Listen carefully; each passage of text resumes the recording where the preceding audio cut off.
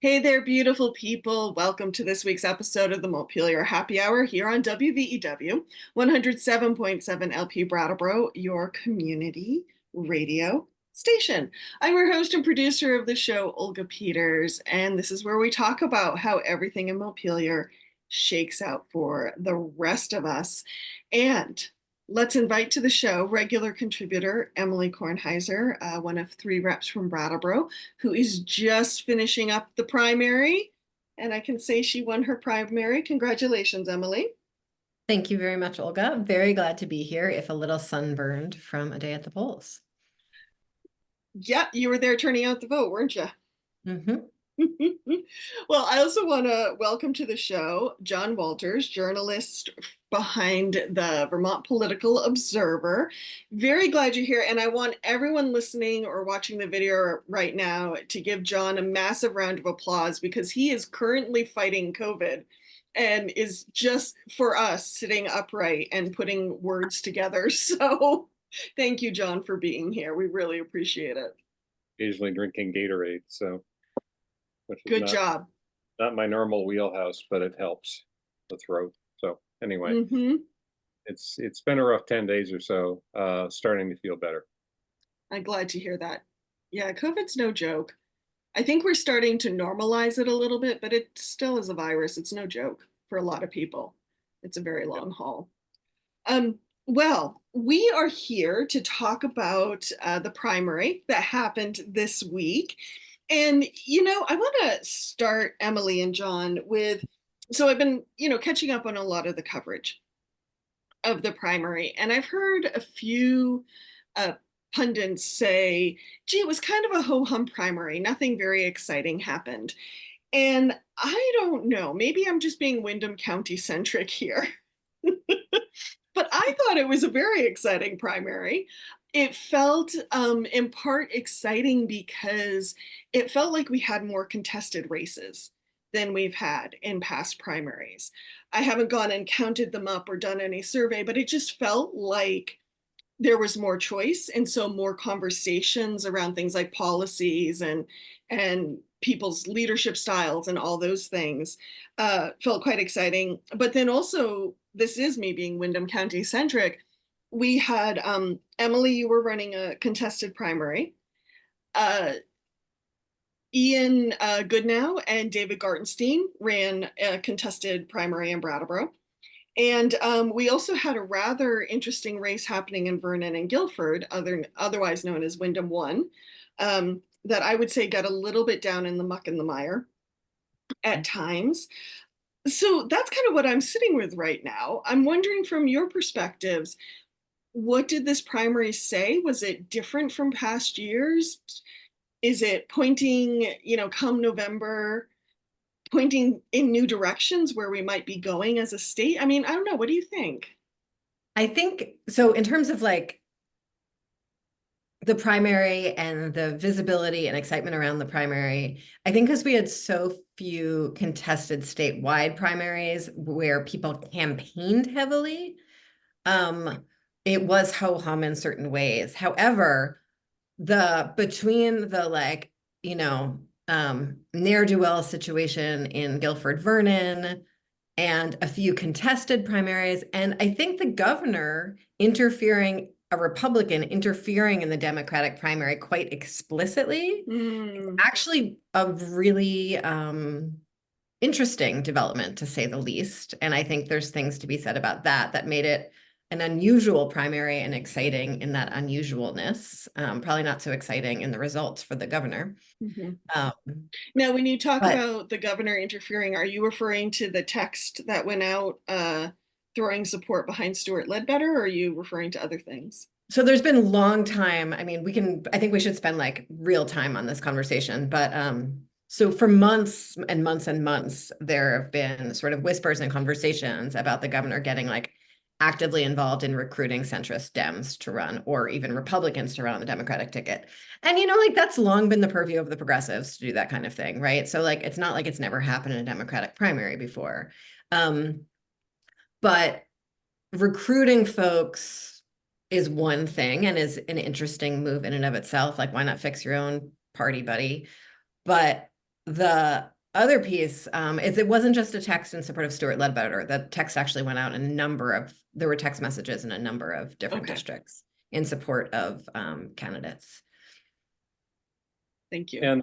And I think the governor was taking a real chance, and I think it blew up in his face, to be honest, because the two races I know of that he sent out text messages urging support for the centrist challenger were the Chittenden Central Senate race with Stuart Ledbetter, who lost, and the 2-seat district in Waterbury, where centrist Democrat named Elizabeth Brown also wound up losing.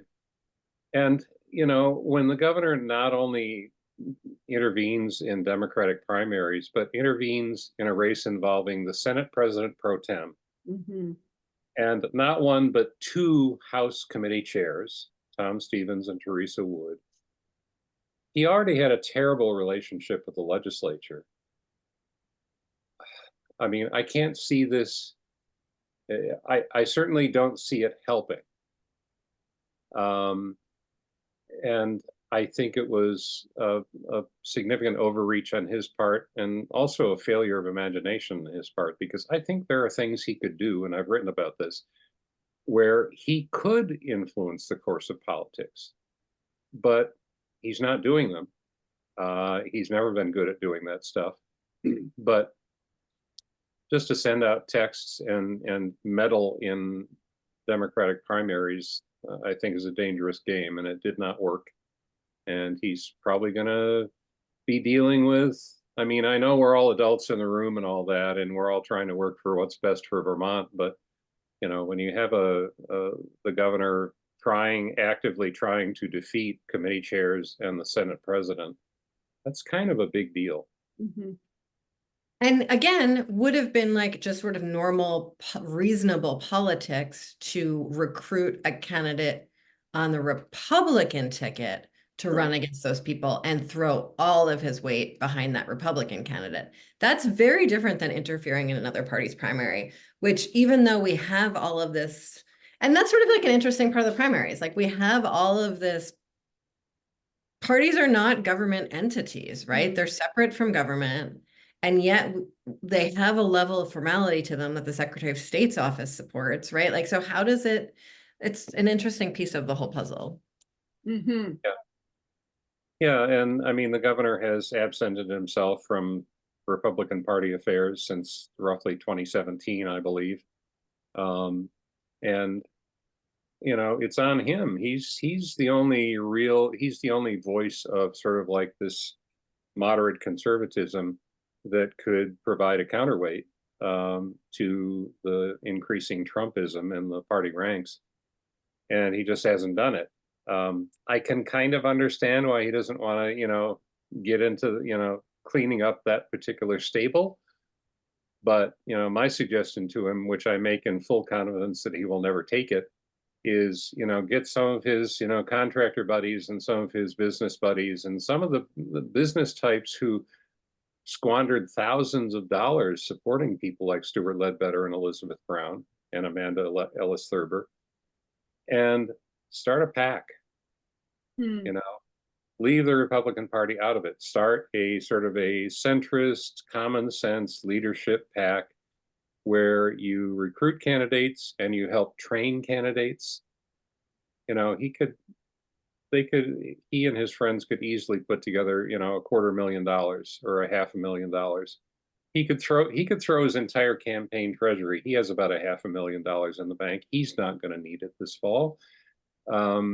You know, it would be a way to start building a sort of a, I don't even want to say centrist, but let's say fiscally conservative or common sense sort of approach.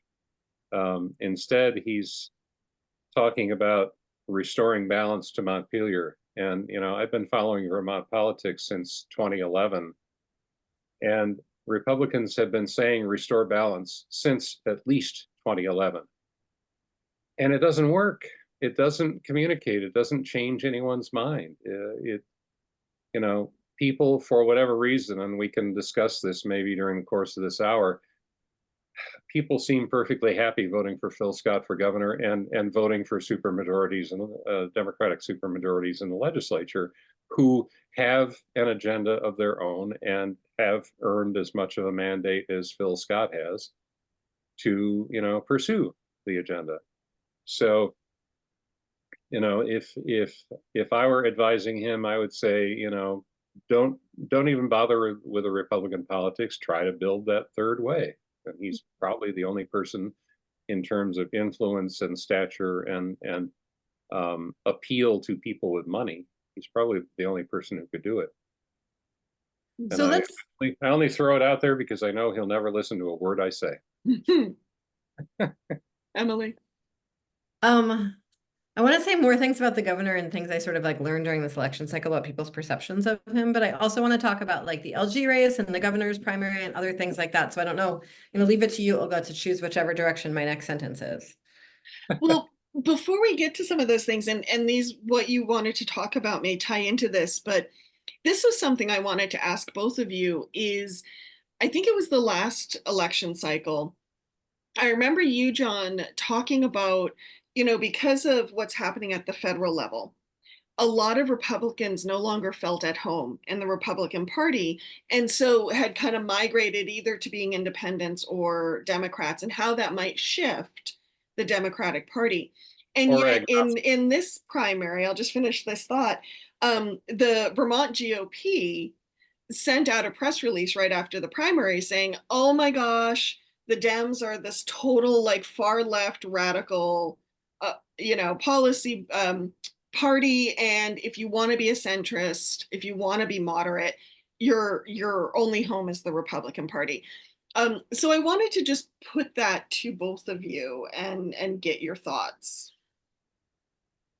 I mean, I know the Republican had, at the state representative level, had very few competitive primaries with a lot of seats that are technically open, right? And I know at least down here in Windham County, the folks who are running on the Republican ticket are certainly not moderate Republicans. They tend to be deeply faith-based driven Republicans who are sort of primary issues are around abortion. Right. And so I don't think that's the kind of folks that whatever that GOP email was talking about. But and what I've seen in the last couple of years is the newer Republicans that have been elected and joined the state house have been much more extreme than the ones who were already there, by leaps and bounds. Mm-hmm. Yeah, John? there is precious little room in the Republican Party for any sort of moderateness, or anything short of being a true believer. That is definitely true in several of the county parties, including Windham County and including Windsor County and Addison County. And with very few exception, there is not a lot of room. There is no room. I mean, in Windsor County last winter, the longtime chair of the county party was kicked to the curb by the Trump loyalists in the county committee, who then sued the ex-chair and the state party itself. That's not exactly a sign of inclusiveness. To me, there has been somewhat of a home in Democratic circles for people who probably would have been Republicans 20 or 30 years ago. There are centrist Democrats, particularly in the Senate caucus. There are quite a few. Mm-hmm. Some of them have retired or passed on this year, but it's if you're talking about sort of like a party of true believers, it's definitely the Republican Party and not the Democratic Party. And what in the House at least, the more centrist Republicans that I know have actually, quite a few of them have left the House in order to run in the Senate, where you have some other like fairly moderate Republicans. And so the House is going to be even further sort of left to the more extremist Republicans, if any of them, win their reelection. Yeah. So, before I asked my question, you had brought up some things you wanted to talk about, Emily, and I think one of the things you said was some of the things you've heard and people's perceptions of Phil Scott, but also what you've kind of learned during this last primary. Um, I would love to hear more about that.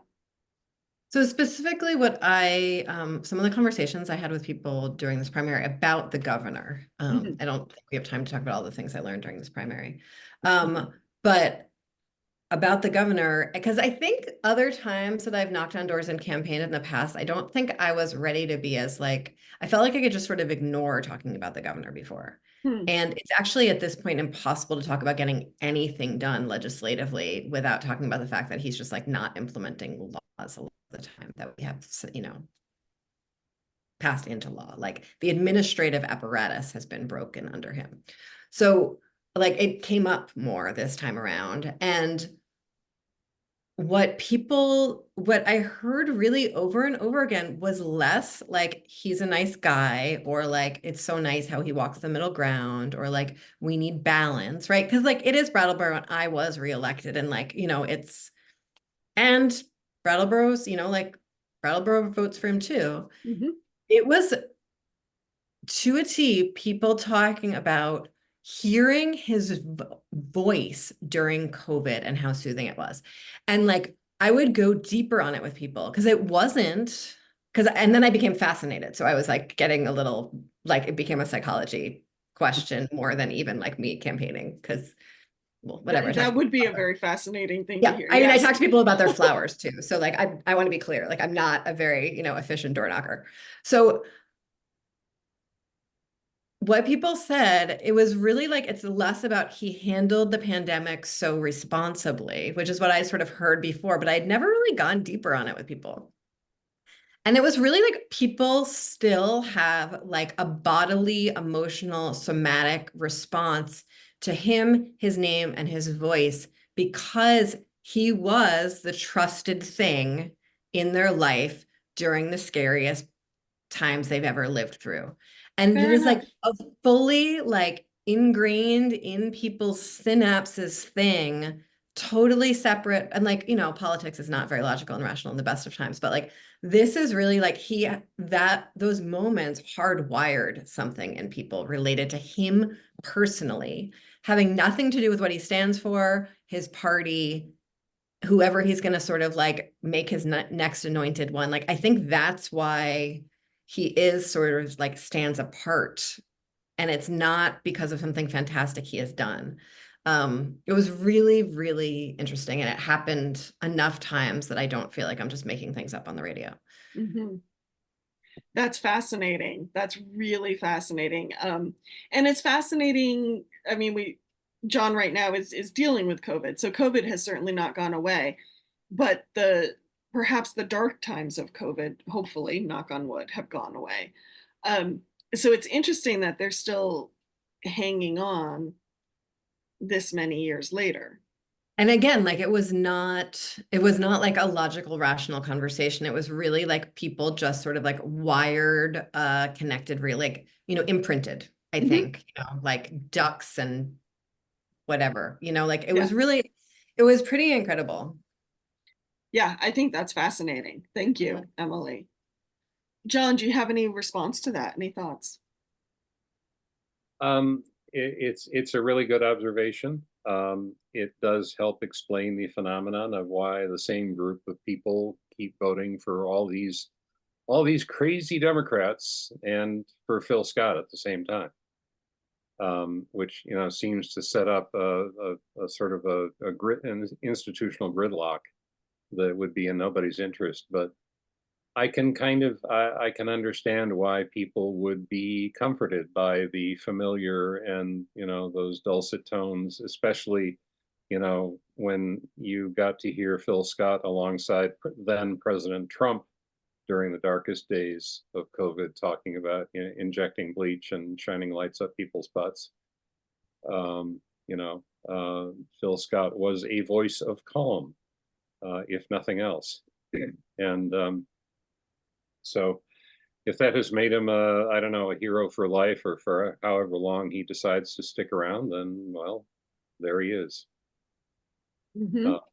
I think it does set up a really difficult dynamic in which we have seen in the last 2 years with all the vetoes and all the veto overrides, where we really do have deeply divided government, and we do face a number of big problems that are going to require some measure of coming to coming together in consensus to address.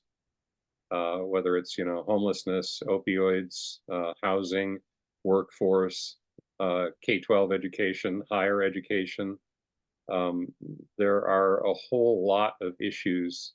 Healthcare costs. We just saw the Green Mountain Care Board this week approve another round of double-digit increases for health insurance plans.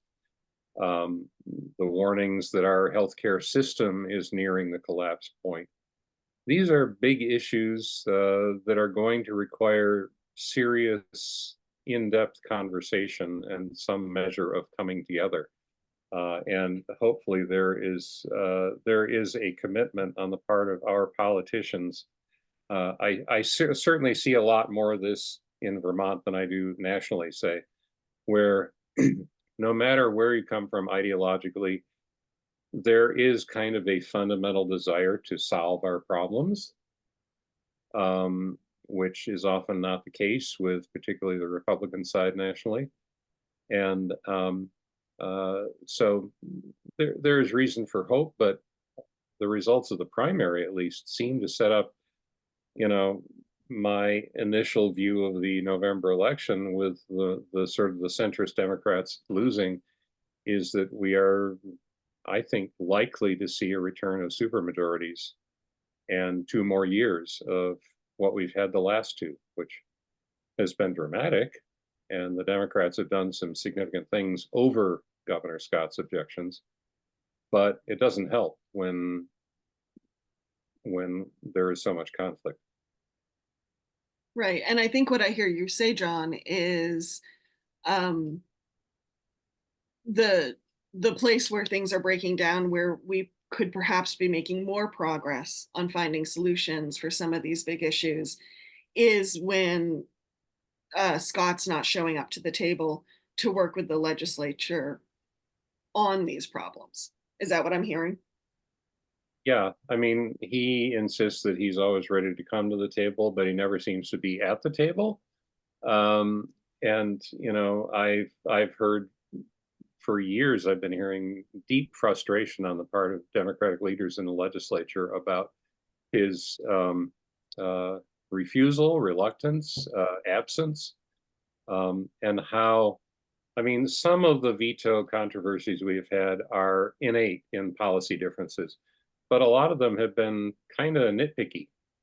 And if the governor had, made his presence felt and raised certain points, in certain bills, a lot of conflict could have been avoided. And he just doesn't do that for whatever reason. And that is a pretty stark contrast to his predecessors as governor. It's pretty, I mean, it's really extraordinary, the degree to which he does not come to the table to discuss. Yeah. Yep. Emilie, Um, what do you want to yeah. leave listeners with? About the governor? I mean, About I think we should anything. talk about, well, since we're talking about, Governor Scott and the parties, let's like spend a minute talking about the Democratic nominee for governor. Sure. Does that make sense? So Esther, who's the new Democratic nominee for governor, is coming on the show next She week. is. Looking Listeners, forward to it. stay tuned, I guess. Is that what people say? Mhm. Okay. That's what we'll say. Okay, great. And that's really exciting. She did not, and I think John's written about this a little bit, but she did not raise a ton of money this cycle. And it's not clear to me if she's going to be able to raise enough for the general in order to make a real impact.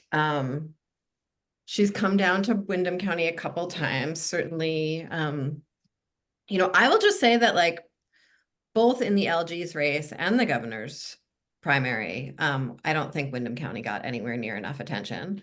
And I feel bummed by that. I feel partially responsible because I did not, I was too focused on my own race to do a lot of inviting. But I'm hoping that before the general, we'll get a lot more attention from those statewide candidates. Because I think down here we have a lot to give to those conversations, and we turn out when someone shows up for us. This is a good point. Yes. And I don't know about you, Emilie, but when it comes to campaigning, I am less interested in the mailers I see come through my mailbox or the ads I catch on the radio as I am about the conversations that you might hear on Vermont Public or when someone comes to town and they have an actual event. I don't know. Personally, I respond to those better. Yeah, me too. We have just a couple minutes before we need to go to break. What are you sitting with right now, Emilie, having gone through your primary and now looking at the election and watching your friends go through their primaries, or your peers, I should say? Lola DeFore from VPR came down for the day to hang out near our primary little circuit in Brattleboro. I told Ian and John, Ian and David that she was there for their race, but they didn't believe me. And in talking to her about it, I quoted you, Olga,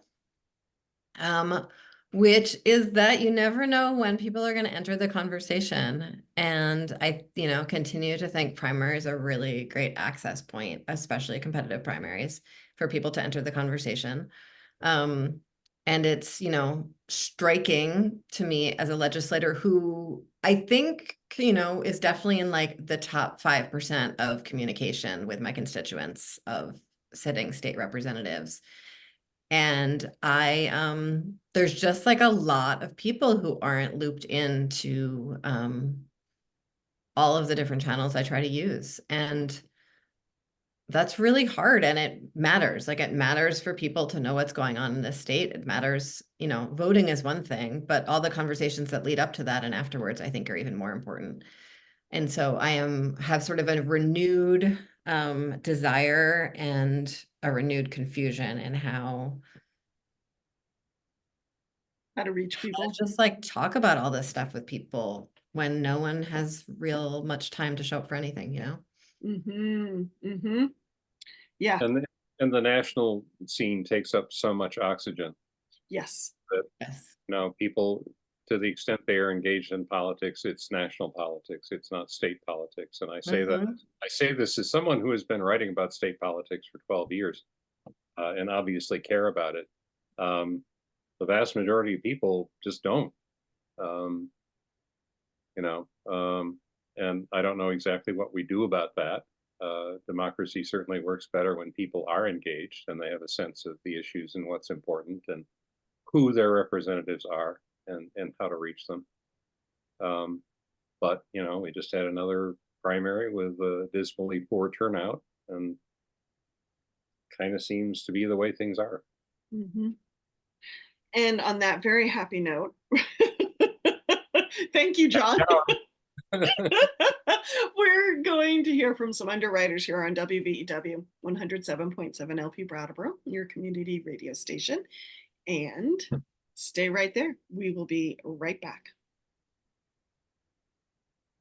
Welcome back to the second half of the Montpelier Happy Hour here on WVEW 107.7 LP Brattleboro, your community radio station. If you're just joining us, I'm speaking with regular contributor, Representative Emilie Kornheiser from Brattleboro, as well as John Walters, the journalist behind the Vermont Political Observer. So glad you are both here today. I want to, before we dive into the conversation, thank BCTV for taking the video version of this show and sharing it with channels around Vermont. And Emilie, what do we remind listeners of? Well, Olga, the views and opinions expressed here on the Montpelier Happy Hour are those of the hosts and the guests, respectively, not the station, nor platform, nor employers, nor friends, neighbors, pets.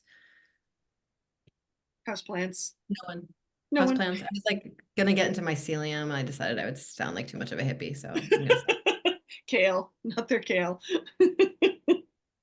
Well, thank you both for being here. We've been talking about the primary And Emily, you mentioned that you did some back of the envelope counting for voter turnout.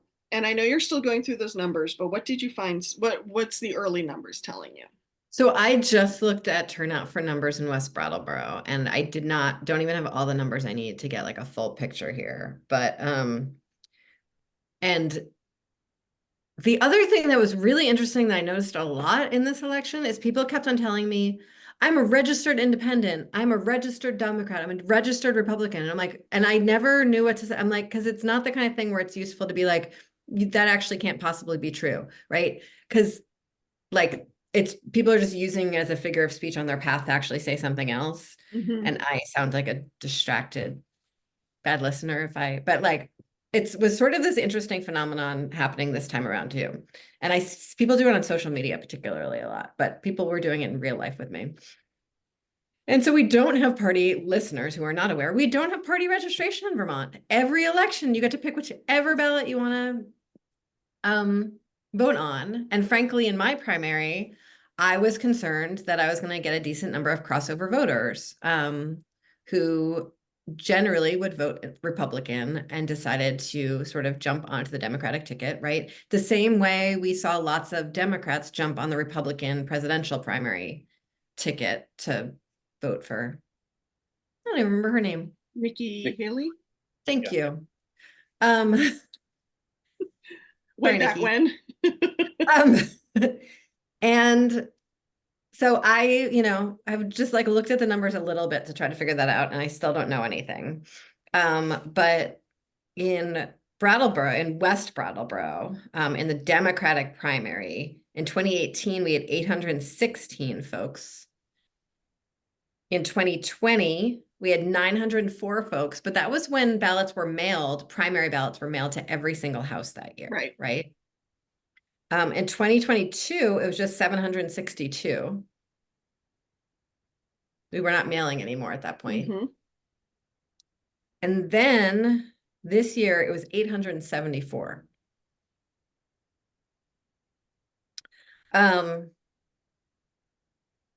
And so what I have not been able to pull up, because I ran out of minutes in this side project, is how many folks have, and this was like an unbelievably boring Republican primary year, really.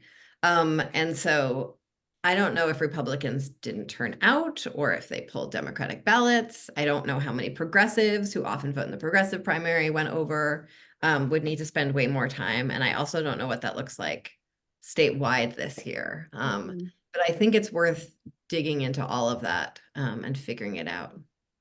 Mm-hmm. And I did have a moment, actually, while I was already at the polls, being like, if I wanted to prevent crossover voting, I should have actually gotten John Rogers to come down here and campaign more often, so people would have been excited to vote for him. But I was not that forward thinking. You're all laughing. It would have been a good strategy. Next time, squirrel that one away. One of the great shibboleths of campaign observation is the crossover vote, where people are going to commit mayhem by voting in the other party's primary. It just doesn't happen. It happens to a small degree, but not to any greatly influential degree. You just, for whatever reason, Democrats don't think, hey, I can screw with the Republican Party, or Republicans likewise with the Democrats. It happens a little bit, but it doesn't happen nearly enough to sway any real competitive races. Mm-hmm. People just stay home. Stay home either literally, they don't vote, or they stay where they are comfortable ideologically. And people who would normally vote Democrat will vote in the Democratic primary, and that's one of the things behind this like wave of failures of centrist challengers to Democrats, is that it didn't turn out this mythical centrist vote. So it doesn't work. People talk about it every time, but it doesn't work. Because along with lawn signs don't vote, one of the other great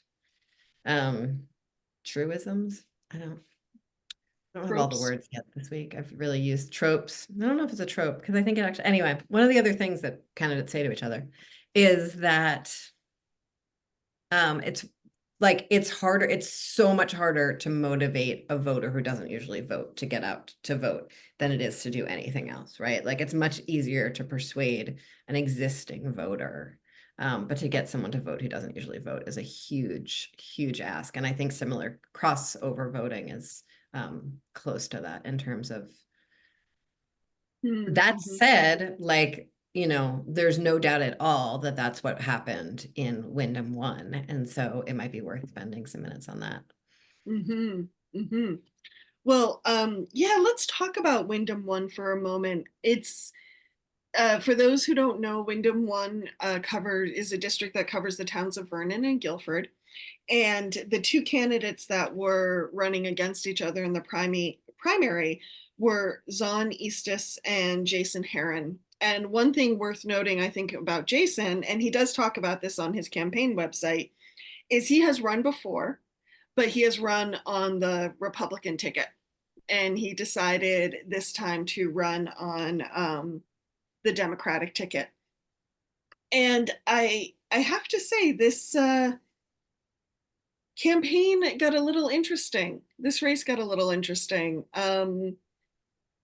I would say it got a little down and dirty at times.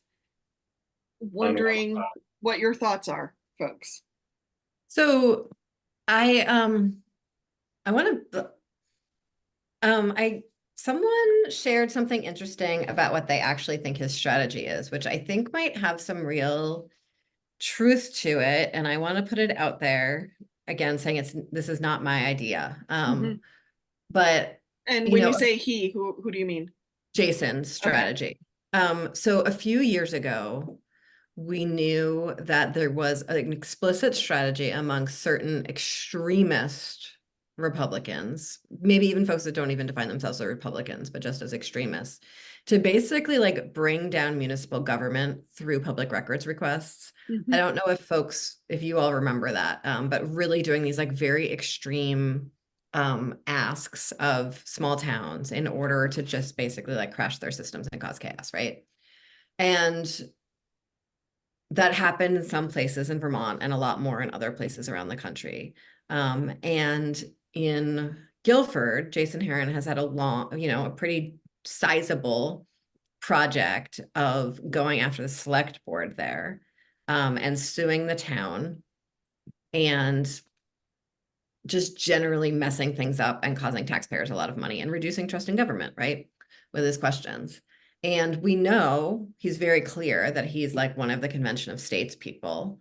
And that is a national movement that he is a leader in, that's been trying to make inroads in Vermont. And I get emails about it fairly regularly. And that this entire running for office was less about getting elected and more actually testing strategies to cause some degree of future chaos or to even see how different things worked. And so there were a lot of questions about what was happening with the ballots, you know, the select board's relationship to the ballots. There was a letter sent out at the 11th hour that was sort of framed as if it was from the town of Guilford with some real allegations against Zon. And Can I tweak what you just said, Emily, yeah, just in please. case someone misunderstands it? Yeah. You said real allegations. They were allegations, but they were were not real. False allegations. They were false Thank you. allegations. Yes. Severe false allegations. By real, I meant severe. Thank you. You're welcome. Yes. And so which is very dirty. like, I think down here, we've all been like, for the most part, just sort of writing him off as like our local extremist causing trouble in his own way from his own brain and imagination. But I wonder sort of how much this is like an organized testing. And then there's also sort of the backing of Belagore and the local media empire and what that all looks like that we can get into. Well, John, you really followed Jason's first campaign pretty closely. And now that you have followed two of his campaigns, what are you sitting with? What have you seen based on, Emily's question? Well, he's an extremist and he's a troublemaker, and he is not at all a Democrat. Convention of States is this very radical project that's not unlike Project 2025, if you want a sort of a rough comp, Yeah. where they would call a convention a constitutional convention, but it would be limited to certain issues. It wouldn't be a wide open convention. It would basically be term limits and deficit spending and one or two other things, the conservative wish list. And you know, he appeared on a Convention of States podcast. He is listed as the state coordinator for Vermont for this organization. Um, he appeared on a podcast that this group puts out last year, in which he talked about how they ran a candidate as a Republican in 2022 and she failed. She was a complete, utter disaster. And his conclusion from that was that voters just don't like Republicans in Vermont. Therefore, I'm going to run as a Democrat. And he just came right out and said it. And, you He know, prettied it up on his website this round saying, oh, because politics are so divisive, right, I'm running as a Democrat in hopes of kind of easing out the divisiveness. right. By accusing his opponent of nefarious misdeeds and ballot tampering and um, covering up sexual abuse at a nonprofit. That's how he's going to bring people together, I say. And do we know for certain that it was his campaign that sent out that mail? I mean, that mailing and made those allegations? No, because they're a little bit too clever for that. I don't know that he was behind it, but either he or his allies were behind it. Um, and his only response has been to accuse his political opponents of trying to smear his name by associating him with these things, Mm-hmm. which isn't exactly taking the high road. And he has not, as far as I can tell, disavowed any of the allegations that were made. They were timed to land just before the primary and cause maximum damage. They didn't work. Mm-hmm. I think the truth is that Zon East is pretty popular in his community, whereas Jason Heron has made a royal pain of himself at select board meetings to the point where I think I'm not at all surprised that he lost by almost a 3-1 margin. And it's you can say, well, hooray, he lost, a victory for democracy. But Emilie has a point that as long as these people are stomping all over the place and trying to cause trouble and trying to, impede the actions of government, they have to be dealt with. When you have people who are railing about DEI or, transgender in schools or whatever the cause of the month is, that takes away a lot of time from actually solving the problems that we need to solve. And it takes away a lot of the energy from people who are well intentioned and want to do well for their community, but don't want to put up with all this nonsense. Yeah. And so it does have a degrading effect on our not just politics, but on the way our society works. Yeah. And I want to thank you, Emilie, for posing that question about strategy, because I think one thing we've gotten in the habit of doing as voters and as people who are watching politics is we tend to focus on one race at a time, right? Or maybe one person at a time. And when it comes to a lot of what's actually happening on the ground, there are a lot of long-term strategies like Project 2025 that also require a long-term view and a long-term action plan that need to be paid attention to, in my opinion. What would you like to add, Emilie? I think this is all general theme that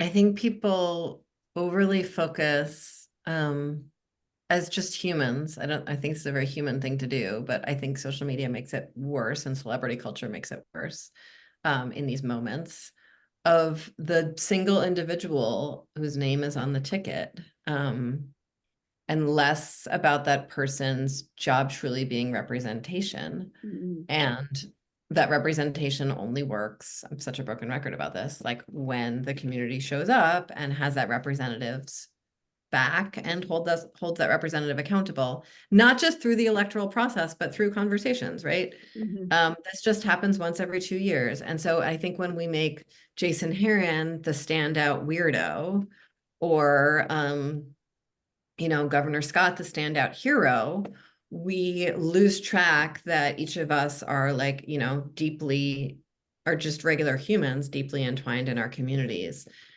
and that we each have a real ability to impact whatever that individual happens to be thinking or doing when they're carrying out their job. Mhm. Well, and I think we also lose track of a lot of what we need to solve also requires things like system changes, or pulling more levers at once, or long-term implementation, which, if things are done correctly, will outlive the individual people who participated in the policy. Mm-hmm. Um, I have to say, it really disturbs me about the mailer that was sent out to make it look like a municipal correspondence. And I'm just going to get off my soapbox for a minute. You know, one of the most important things about information control and helping people understand information is so they know where it's coming from. For example, in traditional newspapers, the sections are labeled. You got the news section, you've got the sports section, you have the arts section. So people kind of can frame um, the information they're about to consume. Same with, I mean, I have complaints about how movies are rated, but whether something has an R rating or a PG rating, it starts to tell you something about the movie. It gives you a framework before you even engage with it. And just how damaging it is to take a source that people are supposed to trust, like their town, Mm-hmm. and mess with it. Just, ooh, gets me where I live. It just really gets me. So that's me hopping on my soapbox and saying, whoever thought that was a good idea, um, I don't know. I hope you, no, I won't finish the sentence. I hope karma has some words with you. I think the Windham County Democrats have filed a complaint. I hope it goes somewhere. I hope there is an investigation. I don't know that it will produce a whole lot, but I think it's worth not letting this die quietly, even though Jason Heron's candidacy did, because it does have a corrosive effect, and it does hurt our community life. We have just over 5 minutes. Oh. Emilie, did you have a chance to say what you wanted to say about the lieutenant governor race? I think it was sort of, it's a remarkable race, and I think the general election mashup will be particularly interesting for folks. I think most popular wisdom was that like it would be really hard to unseat David Zuckerman, and Thomas Renner, at least down here, barely campaigned, raised very little money, and still had like a pretty sizable showing in the primary, given what seemed to me from down here to be a pretty significant lack of effort. And I think that'll be really, and I think that Dave, so I don't know what that means for the future, but it means something. And maybe John has ideas about what it means for the future. And then I also think, like we talk constantly about like how like, farmers and folks who work the land don't have a big enough stake in Vermont politics. And we have two farmer types that are going to face off in the lieutenant governor's race, both who like derive a tremendous amount of their personal identity from the land. with very, very, very different vibes. But also two men who have known each other for a very long time, and served together for a very long time. So I think that'll be super fun for like make for quality TV, if not for quality politics. Thanks, Emily. So going forward, looking ahead at the election, where do you feel we're going from here? What does this primary signal anything unique about the elections, or was it just one more step, no big deal? Kind of what are you both sitting with right now? Well, I think to me, it's the old Sherlock Holmes line, the dog that did not bark in the nighttime. Hmm. We were looking at the primary to see if there would be an anti-tax movement, if there would be centrist sentiment, if there would be resentment against, Democratic lawmakers. There wasn't. It didn't happen. The dog didn't bark. And that leaves us with kind of like wondering if all this talk of anti-tax sentiment is really going to show itself in the election. I personally think it will not. The lieutenant governor's race will be the most high-profile test case for this, even though the office itself is meaningless, because John Rogers does represent that kind of like resentment against the new, the progressive, the unfamiliar, and the expensive. But to me, the biggest, whatever, and I said this earlier in the show, but whatever state factors play into this race, I think they're going to be just completely overwhelmed by the national, by, the excitement in Democratic circles about the Harris-Walz ticket, the antipathy toward Donald Trump felt by the vast majority of Vermont voters, and the presence of Bernie Sanders on the ballot. This may be the last time he runs for office. A lot of people do like Bernie Sanders and like voting for him. I think those things are likely to be far more powerful than, rightly or wrongly, whatever you think about state issues, and we face some big issues. I don't think they're going to move the needle that much. And as I said earlier, I think we're set up for a strong Democratic showing in November, aside Emily. from Phil Scott. Thank you, John. Sorry, Emily. I agree with John. I think, everything about November is going to be the national election. And that's the conversation that we'll be having. And that's, that's great and unbelievably important. And I'm hoping that folks can keep on riding the involvement and the hope and the vibe shift that we are all experiencing right now. I also think we could spend a whole next show soon, and maybe after Esther, Okay. talking about so VT Digger did basically like a questionnaire of every candidate. Yeah. And there are a lot of people who didn't fill it out, but a lot of people did. And I was quite struck by how consistent some of the answers were. Since they asked for the first time about folks thought that, the wealthiest should pay more in taxes. And even those folks that we've described as centrist Democrats, both Stuart and Amanda said yes. And so what does that mean for the future of taxation in Vermont? I don't know, but we will soon find out. All right. Yeah, I like that suggestion. Especially since, Digger has been holding these or sending out these questionnaires for a while. It would be good to kind of look into them and see what's there this time around. Well, Emilie Kornheiser, if people want to reach out to you, how can they do that?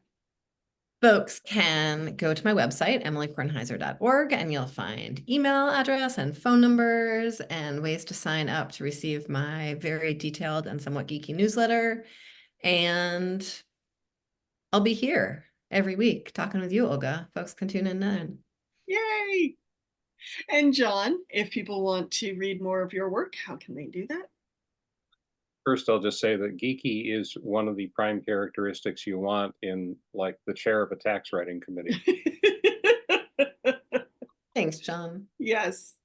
I am, my blog is the Vermont Political Observer, thevpo.org. If you check me out on, if you're still on Elon's hellscape, I'm still there.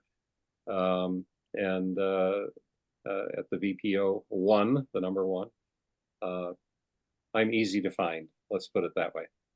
Fantastic. And of course, you can always drop the Montpelier Happy Hour an email at the montpelierhappyhour@gmail.com. We are here on WVEW 107.7 LP Brattleboro every Friday at 2, rebroadcasted on Wednesday morning, and wherever you subscribe to your podcasts. Have a great weekend, everyone, and take care.